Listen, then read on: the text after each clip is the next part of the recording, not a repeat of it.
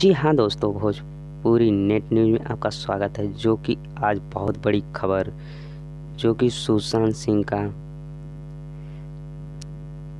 आप लोगों ने बहुत ही वीडियो देखा था। सुशांत सिंह जो कि इस दुनिया से अलविदा हो चुके हैं। तो इस वीडियो में आपको बताया जाएगा कि सुशांत सिंह के क्या लक्ष्य था। जो कि सुशांत सिंह पहले सीरियलों में काम करते थे, बहुत ही वीडियो में भी काम किए थे सीरियल वाले। फिर उसके बाद ये फिल्मों में आए, फिल्मों में भी काम करते थे। तो जी हाँ दोस्तों, सुशांत सिंह बहुत ही अच्छे एक एक्टर्स भी थे और बहुत ही अच्छे ही कलाकार भी थे, जो कि हिंदी इंडस्ट्री के महान एक कलाकार थे। जो कि इनके जाने के बाद हिंदी इंडस्ट्री में बहुत ही दुख हो चुका है।